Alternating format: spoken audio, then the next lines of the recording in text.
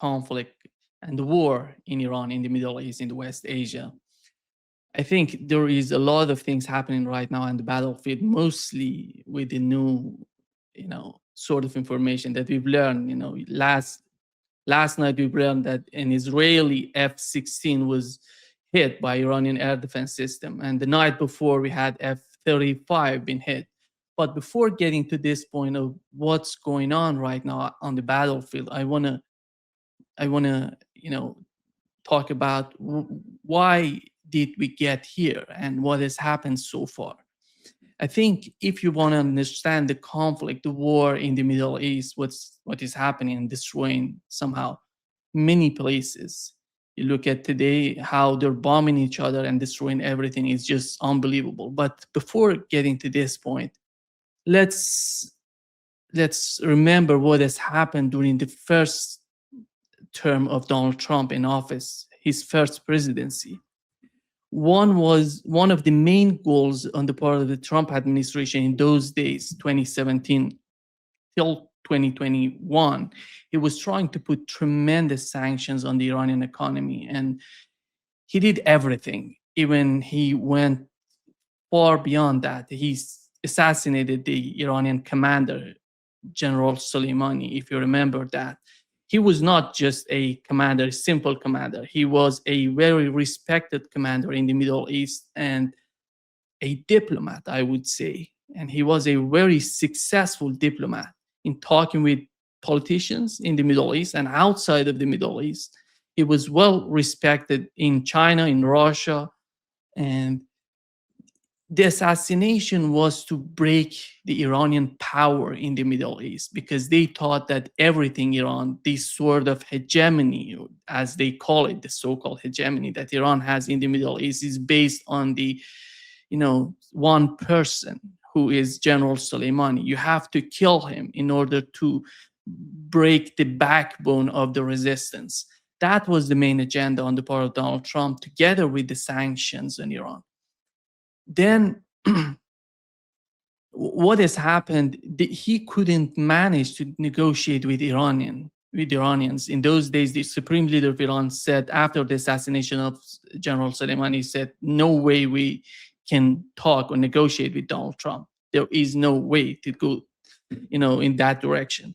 So he tried so hard. He did everything. Before leaving office in 2021, he said that I brought Iranian to their knees. I needed a little bit more time, needed time more to just convince them, force them into negotiations. But it didn't happen, by the way.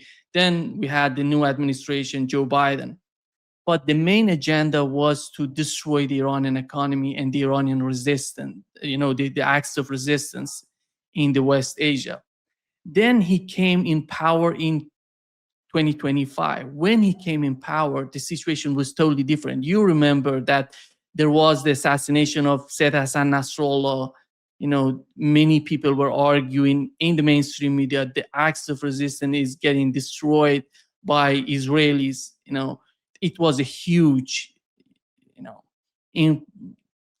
problem for Hezbollah. For many years, he was the head of Hezbollah. He was so much powerful, respected in Lebanon, outside of Lebanon, within the acts of resistance. So his loss was so big for the acts of resistance, was so important, crucial for the acts of resistance. Then they said that Hezbollah is just weakened. We had the fall of Bashar al-Assad in Syria. Then with the fall of Bashar al-Assad, which was simply Bashar al-Assad has decided not to fight. He said to Iranians and Russians, he doesn't want to fight, and it didn't start suddenly. It started, long before, in a time span of 2 years, it happened, gradually reducing the Iranians and Russians in Syria and somehow getting closer to the Arab states in the Persian Gulf, in the hoping somehow that could bring some sort of, improvement to the Syrian economy and making the life better for Syrians, but that didn't happen. And finally, we've seen the fall of Bashar al-Assad, and the HTS and ISIS and sector of ISIS coming in power without fighting. You have to remember that there was no fight between Syrian army and these people, these HTS fighters who came from Idlib, that was supported by Turkey and the United States, both. And Israel did everything to support them as well. Later on, they had their differences. But after all, putting aside the situation in Syria, you have to understand what has happened in Lebanon, then in Syria. Donald Trump coming to power and saying, so what is the problem right now? How can we go after the acts of resistance? Syria is destroyed. Lebanon, the Hezbollah is not powerful enough anymore. Let's go after Yemenis, Houthis, and Ansarullah in Yemen. Then you saw Pete Hegseth coming out. We are going to go after, the Houthis. It's going to be different. We're going to, force them into submission. And they started the fight in March 2025. They started this fight and went after Yemenis after 2 months in, March, April. In May, they have decided that Houthis suddenly, capitulated and we're not going to continue with this fight because they couldn't achieve anything. What was happening in those days in Yemen? They were bombing each and every place in Yemen because they didn't have that much of intelligence coming out of Yemen. So you remember Donald Trump posting one of the religious gathering in Yemen. He targeted that gathering and said, these are terrorists. They were preparing to attack us. And that's why we destroyed them, which wasn't the case after all. And the difficulties of the difficulties that they were facing in those days in the Red Sea, somehow you remember one of those fighters, two of these fighter jets were somehow, were somehow damaged by Yemenis. They could manage to shoot down the American drones. We can say at least one of these drones were destroyed in a week, but it was some weeks with 2 drones, 3 drones. And then the United States, Donald Trump somehow perceived that this is a trap. He cannot sustain this. This is going to be a quagmire for the United States in Yemen because they don't have intelligence to go after the key commanders or the key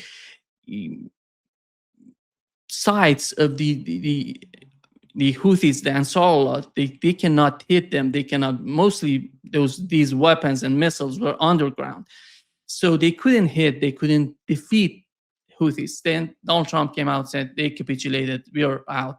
We're not going to be there. And just to remember that during the war or before it happening in the Red Sea, the Vice President of the United States, Pete Hegseth, came out and said, the Vice President of the United States, J.D. Vance, he came out and said, we are not dependent on Bab el-Mandab on the Red Sea. So Europeans need that. So that facilitated this sort of capitulation rhetoric on the part of Donald Trump. So Yemen couldn't be defeated. The acts in the mind of the Trump administration, Syria was defeated, Syria was removed, and Donald Trump, as he argues today, as of today, he says that if Syria is in our hand, we can manage, we can do whatever we want in Syria. And the Hezbollah in Lebanon is defeated as well. So what is the main goal? The war, the capitulation was announced in May 2025.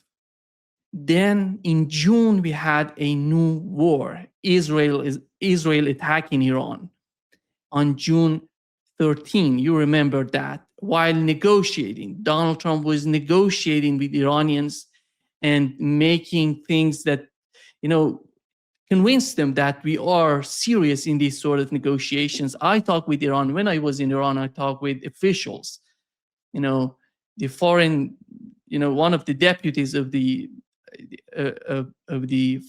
foreign ministry of Iran. He said to me that the night before the attack, they were in Geneva talking with Steve Witkoff, and they thought that something gonna happen, but after all, nothing of that sort diplomatically happened. Nothing, and we've seen how Israel attacked Iran. So when it comes to attack of Israelis on Iran, you have to understand, why did Donald Trump decide to let Israel attack in Iran while he's negotiating? He's deceiving Iranians. Because Netanyahu provided Donald Trump with solid information that he has built a great network of spies, of the people inside Iran, that he can go, he can do whatever he wants to do. He can bomb Iran, he can neutralize the air defense system, decapitation, assassination of the Iranian leader together with its commander. So that would bring a huge change, maybe a regime change, the best way for the United States and Israel together. So Donald Trump said, go and do it. We are prepared. We are deceiving Iranians. You can attack. Then the attack has happened.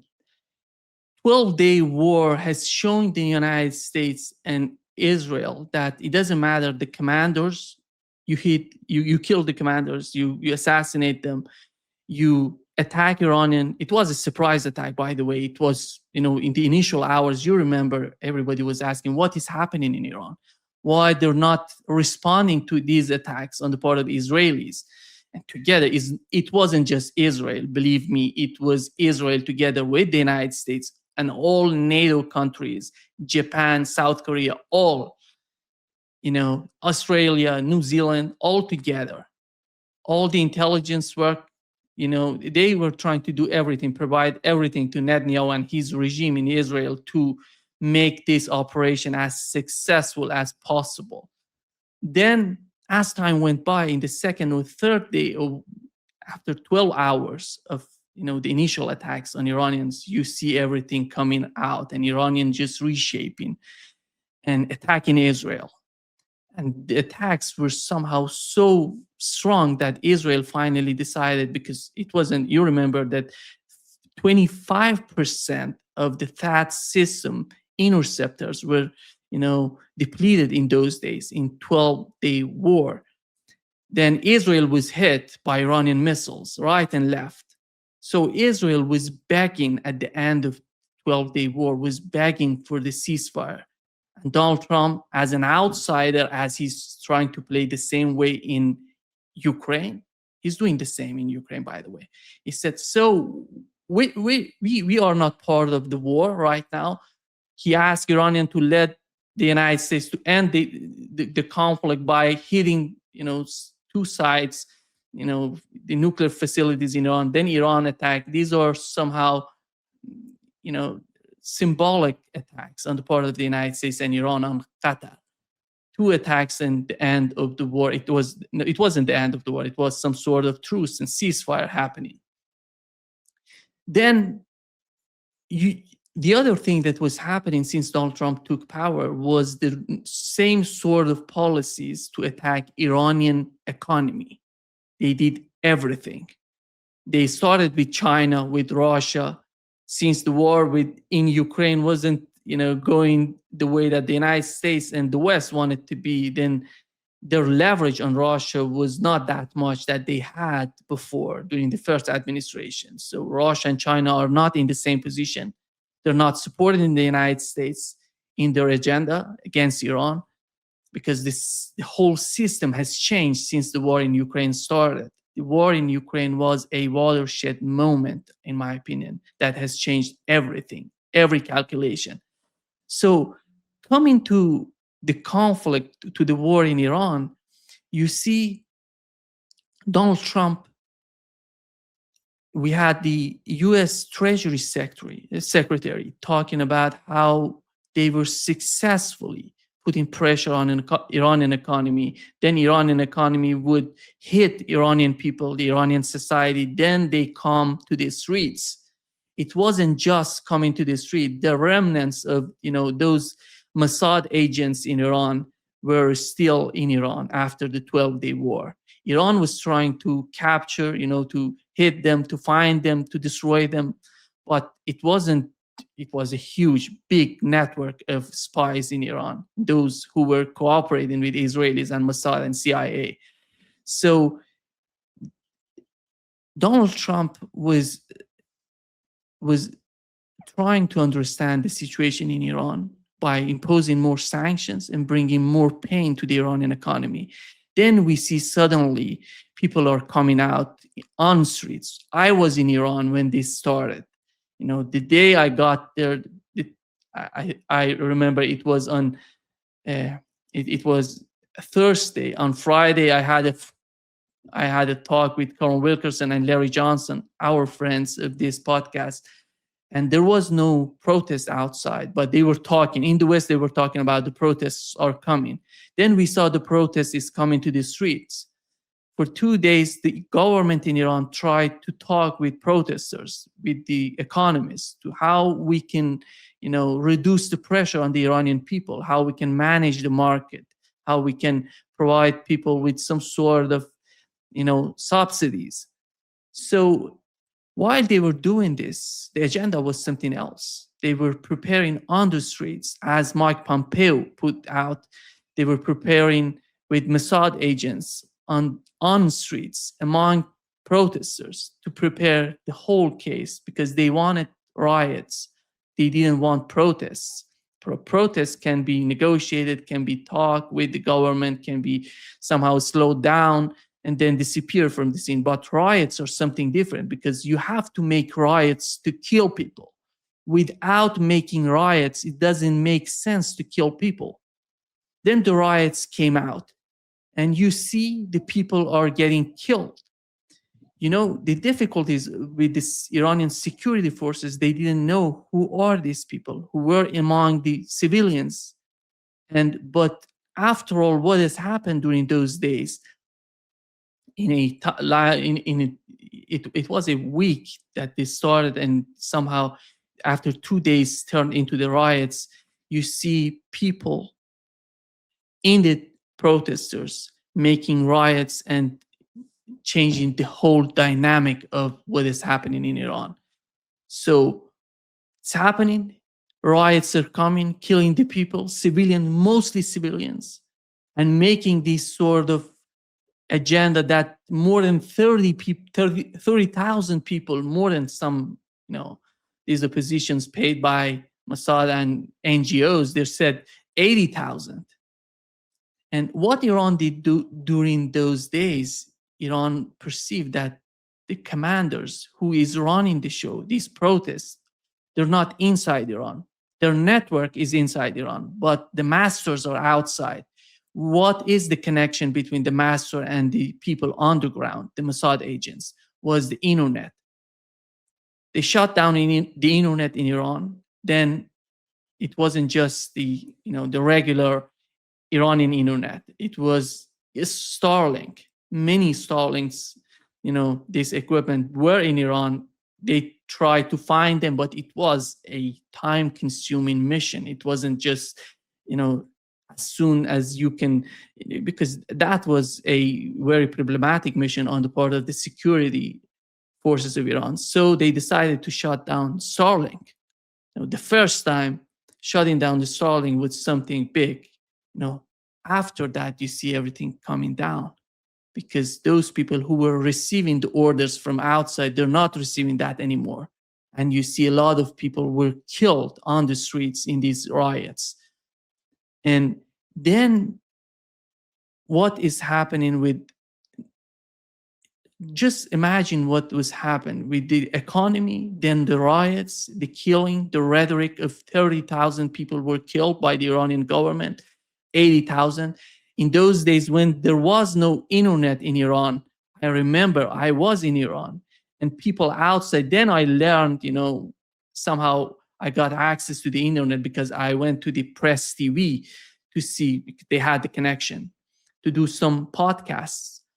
And I saw that they're talking about the Iranian government is using chemical weapons against the Iranian people. That's why they shut the internet. They shut down the internet. So it was all propaganda. They were preparing everything, to influence psychologically, the Iranian people inside and outside. The Iranian people inside the country, they, as time went by, they were perceiving what's happening. But most of the people who were living outside of the country, they haven't any connection with the Iranian inside. So they started thinking or believing the rhetoric in the mainstream media or somehow in the alternative media. The other problem that I was seeing together with the economy and putting pressure on the Iranian economy was the way that most of these Iranian experts outside of Iran who are living in the United States mostly, and they're calling them Iranian experts. They said that Iran is weaker than before, that 20 years ago.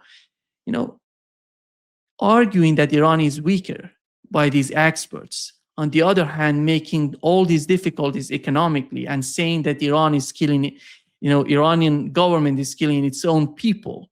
It's all just to prepare everything for Donald Trump psychologically to say, look what Iran is doing. We are going to be there. We're going to help you. We're going to save you.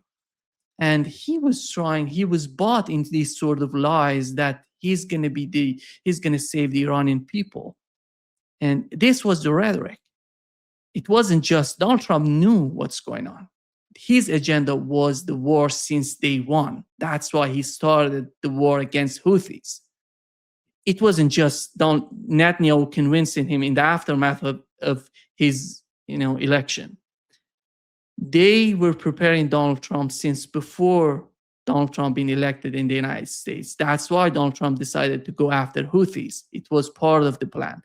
Go and weaken the axis of resistance. When the axis of resistance is not capable to fire back, go after, as what Netanyahu is calling Iran, the head of snake. Let's go after the head of snake. They were all preparing this sort of agenda to go after Iran and to prepare somehow, convincing the Iranian people that this government doesn't work for you. You remember yesterday, Pete Hegseth said, the Iranian government is just building missiles and weapons. They're not improving the life of Iranian people, while he was asking $20 billion more for his war against Iran, as it's happening right now. So it wasn't just suddenly happening in the mind of Donald Trump, let's go and fight Iran. He knew that he's going to fight Iranian. He's going to go to war with Iranians. So he was preparing everything, considering the axis of resistance, considering the Iranian economy, considering the public opinion inside Iran and outside Iran to go after the Iranian government. Because you remember, he said, I told Israelis in 12-day war, when the 12-day war has happened, he said, I told Benjamin Netanyahu or Israelis not to assassinate the supreme leader of Iran. This was a total lie. He was just making lies because they wanted to assassinate the supreme leader. They couldn't do it, with that surprise attack. That was the problem. So coming in with all the scene being prepared for Donald Trump to get in, he prepared for this attack. But starting a war against Iran, the United States has to mobilize a lot of equipment to the region. So it took time to get there, to bring aircraft carriers, all of these weapons to the region, preparing for that. Somehow believing that an attack on Iran would bring down the Iranian government and the regime change. I think when it comes to the Middle East, many of our audience who are not from the Middle East, who don't understand the reality of the Middle East, may consider what is the agenda of the United States and Israel in the Middle East. I think that was set by Tom Barak, Trump's envoy to Turkey. The final goal, the main objective is submission. They have to learn how to submit. That's why their best friends in the Middle East are those people who submitted long before. all these Arab states. Who has to submit right now? The axis of resistance and Iran. Are they prepared to submit? He's negotiating. He's trying to, to convince, to force them into capitulation, but that's not going to happen. Because even this, Marco Rubio, remember Marco Rubio said, Donald Trump is willing to talk with the Iranian supreme leader of Iran, Ayatollah Khamenei. He's prepared, but there was no willingness on the part of Iranians to go in that direction because the supreme leader of Iran didn't recognize Donald Trump as a viable negotiator or someone who's going to bring any sort of change to what's going on between the United States and Iran. So he denied, he didn't want to negotiate with Donald Trump. So Donald Trump said, let's go with the plan, let's attack. And Israelis said, remember, Israel said to the United States, it was all in the mainstream media, that we have destroyed the Iranian air defense system. They're mostly destroyed. Look at the videos of Fox News, all of these, look at the CNN, Fox News, ABC, MSNBC, all together. The main rhetoric was the Iranian air defense system was destroyed. Iran has nothing to defend itself. The Iranian society is some sort of turmoil. They're prepared to attack. They're prepared to overthrow the government in Iran. So Donald Trump said to some of these Arab states in the Persian Gulf, I'm going to get in. It's not going to take too much time. It's going to be 4 days of regime change in Iran, the most.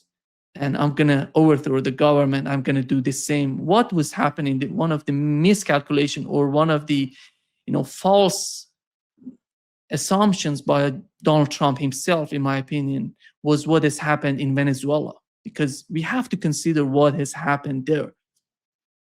Maduro government they did a regime change in Venezuela. They replaced Maduro in Venezuela with his vice president, Delcy Rodriguez. And then they have the total control over Venezuelan oil, Venezuelan, minerals, everything.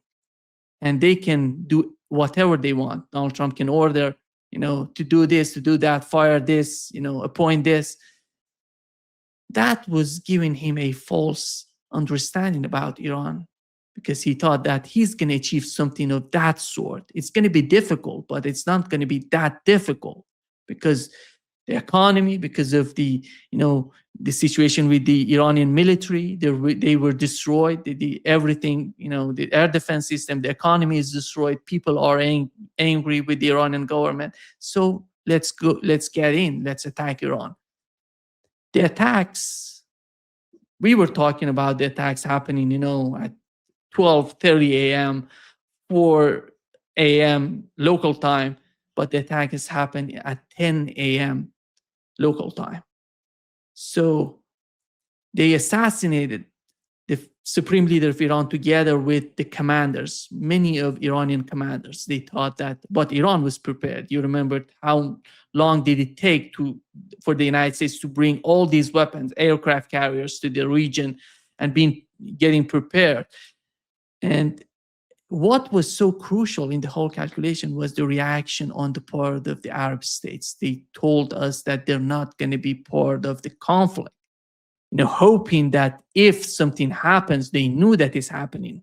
The war is going to happen because Donald Trump told them, remember, said 4 days of war and everything going to be over. But they thought that in this short period of time, Iran is not going to attack them because they said they're not part of the attack. They're not going to let the United States use the air bases in their countries.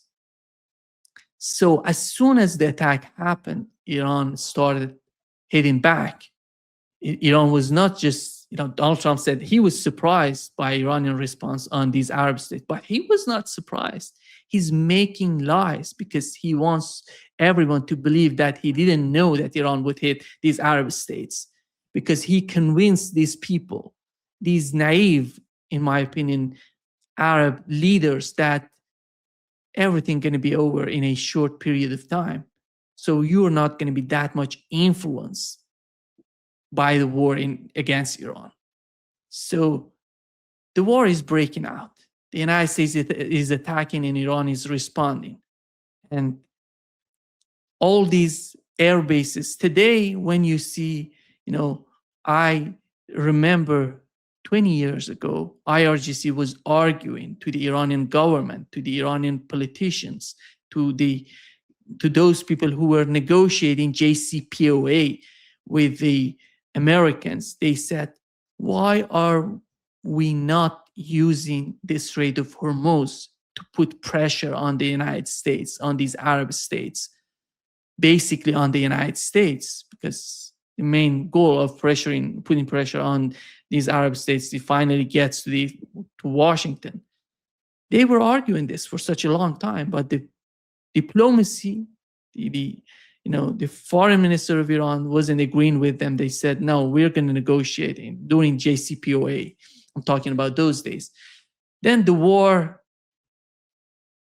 is bringing something new to the equation.